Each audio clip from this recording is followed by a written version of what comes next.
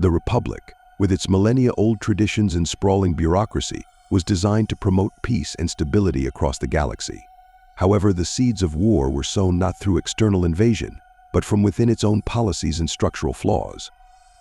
The galaxy's plunge into conflict can be traced to the Republic's inability to adapt its governance to the growing complexities of a vast, diverse galaxy. Its policies, though crafted with the intention of maintaining harmony, increasingly alienated sectors, marginalized systems, and empowered corrupt entities.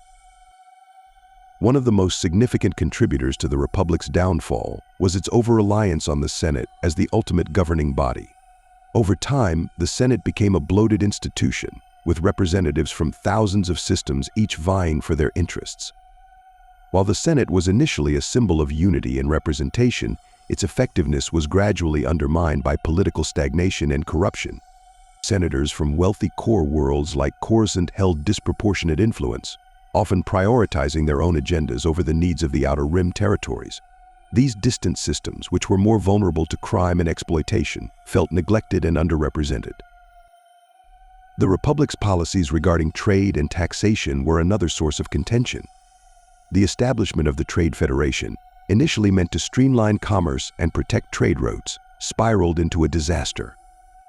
The Federation, granted significant autonomy and a military fleet to protect its interests, became a monopolistic entity.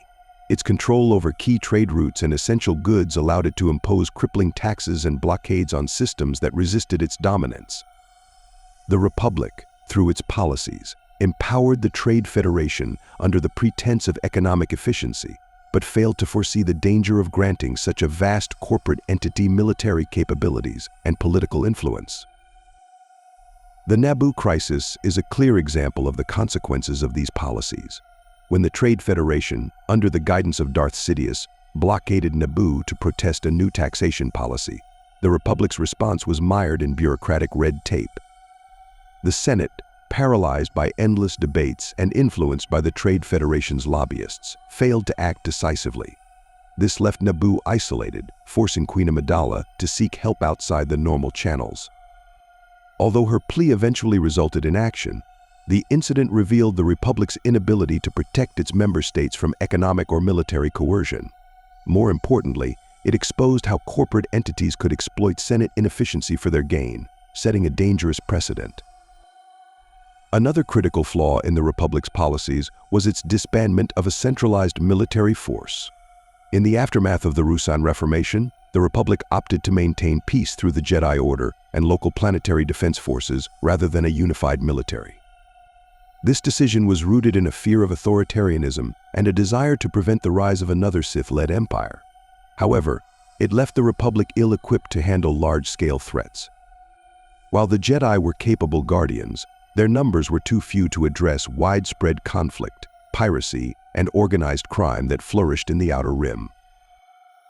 The lack of a standing army meant that when the separatist movement gained momentum, the Republic was unprepared to counter it.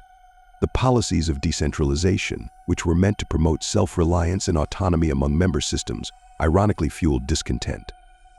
Many systems felt that the Republic offered them little in terms of protection or support, which made the separatist rhetoric of self-determination and liberation appealing. Planets that bore the brunt of pirate raids or economic exploitation found solace in the confederacy of independent systems, which promised a break from the Republic's ineffective governance.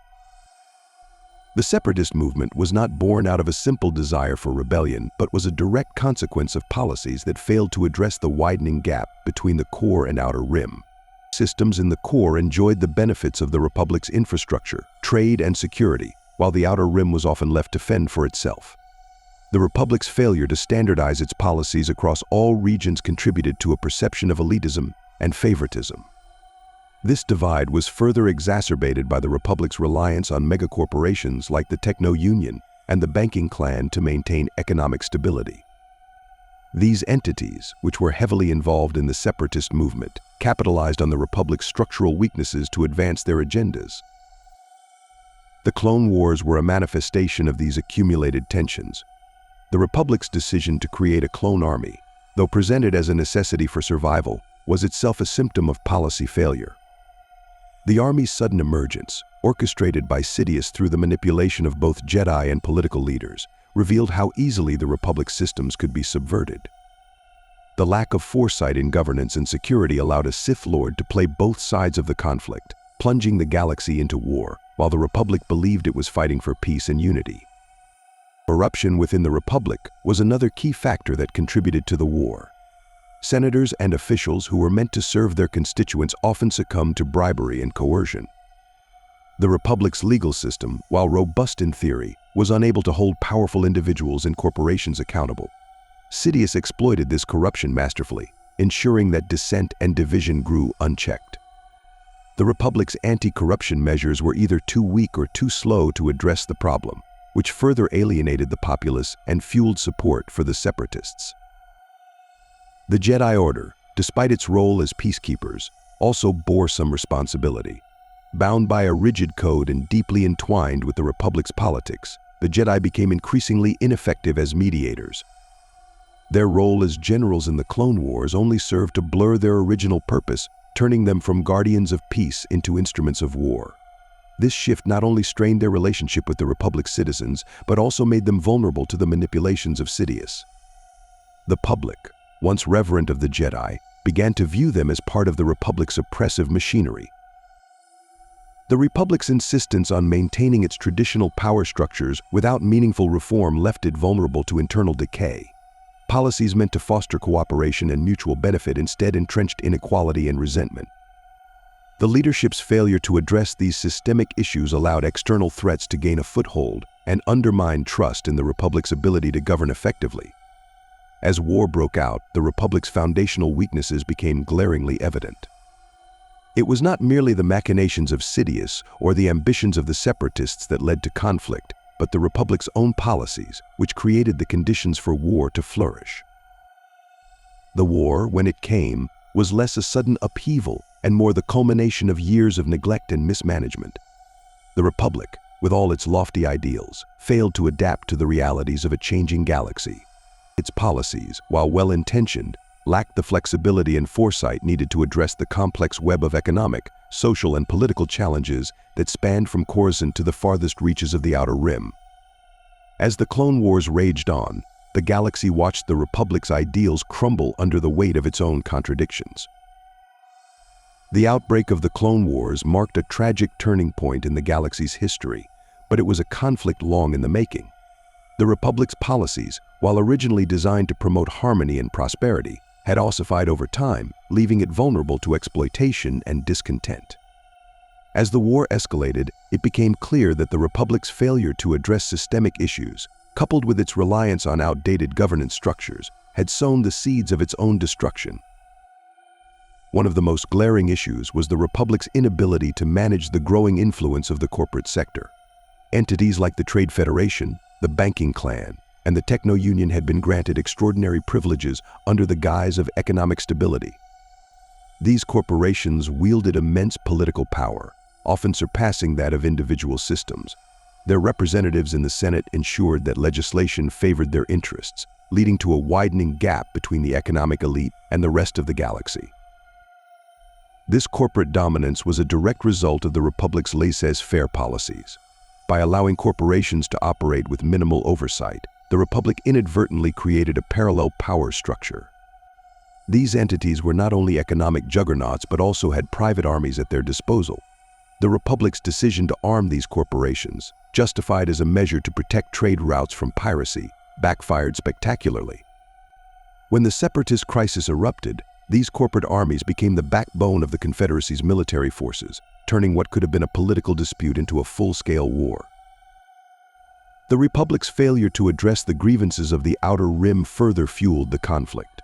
For centuries, these territories had been treated as little more than resource depots, exploited for their natural wealth while receiving minimal support in return. The Republic's policies prioritized the prosperity of the core worlds, where wealth and political power were concentrated.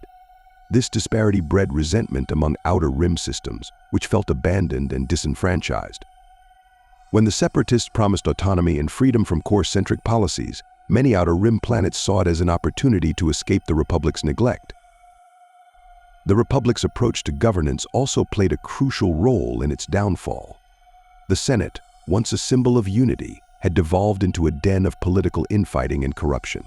Senators were more concerned with securing their own positions and wealth than with addressing the galaxy's growing problems. Debates dragged on endlessly, and meaningful reforms were stalled or watered down by special interests. This paralysis was especially evident in the lead-up to the war, when the Republic struggled to respond to the growing threat of the Separatists. The situation was exacerbated by the Republic's reliance on the Jedi Order as its primary peacekeeping force. While the Jedi were highly skilled and respected, their limited numbers made it impossible for them to effectively address the myriad conflicts erupting across the galaxy. Moreover, the Jedi's close association with the Republic's political apparatus increasingly compromised their neutrality. As tensions rose, the Jedi found themselves drawn deeper into the Republic's internal struggles, eroding their credibility as impartial guardians of peace. The Jedi's role in the war also highlighted a deeper flaw in the Republic's policies: its aversion to maintaining a standing military force. The disbandment of the Republic's army after the Ruusan Reformation was intended to prevent the rise of another authoritarian regime, but it left the Republic vulnerable to both external and internal threats. When the Clone Wars began, the Republic was forced to rely on a hastily assembled clone army, which, unbeknownst to most, was part of a grander scheme orchestrated by Darth Sidious. Sidious' manipulation of the Republic's policies and institutions was perhaps the ultimate catalyst for war. By exploiting the Republic's weaknesses, he was able to engineer a conflict that served his own ends. The creation of the clone army, ostensibly a defensive measure, was in fact the final piece in Sidious' plan to consolidate power. The Republic, blinded by its immediate need for security, failed to recognize the dangers inherent in granting emergency powers to the Chancellor and centralizing authority in the executive branch. These emergency powers, once granted, were difficult to revoke. The Senate, already mired in corruption and indecision, became little more than a rubber stamp for Palpatine's policies. Under the guise of wartime necessity, the Republic's democratic institutions were steadily eroded. Civil liberties were curtailed, and dissent was suppressed in the name of unity. The very policies that were supposed to safeguard the Republic's values became tools for its transformation into an authoritarian regime. The war itself further deepened the Republic's internal divisions. As the conflict dragged on, the cost in lives and resources escalated. Planets that had remained loyal to the Republic began to question the wisdom of continuing the war, especially as the promised victory remained elusive.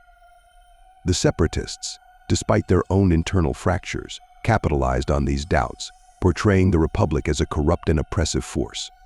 The Republic's response, often heavy-handed and punitive, only served to alienate more systems. The Clone Wars also had a profound impact on the Republic's societal fabric. The prolonged conflict strained the economy, with resources diverted to the war effort at the expense of civilian needs. The gap between the rich and poor widened as war profiteering became rampant. The sense of unity that had once defined the Republic was replaced by suspicion and fear. Citizens began to view their neighbors with distrust, fearing spies and traitors in their midst. The Jedi, too, suffered greatly during the war. Their transformation from peacekeepers to military leaders not only strained their order but also made them targets of public resentment. As the war progressed, the Jedi were increasingly seen as symbols of the Republic's failures. Sidious masterfully exploited this growing disillusionment, portraying the Jedi as power-hungry conspirators who sought to overthrow the government. By the time of Order 66, much of the galaxy had been primed to accept the narrative of Jedi treachery. In the end, the Republic's policies, while rooted in a desire to promote peace and stability, were ill-suited to the challenges of a galaxy in flux. Its failure to adapt, coupled with the machinations of Sidious and the rise of the separatist movement, led to its eventual collapse. The war that engulfed the galaxy was not an inevitable outcome, but the result of systemic failures and misplaced priorities. The Republic's demise serves as a cautionary tale of how even the most well-intentioned policies can lead to disaster when they are not accompanied by vigilance, adaptability, and a commitment to justice for all.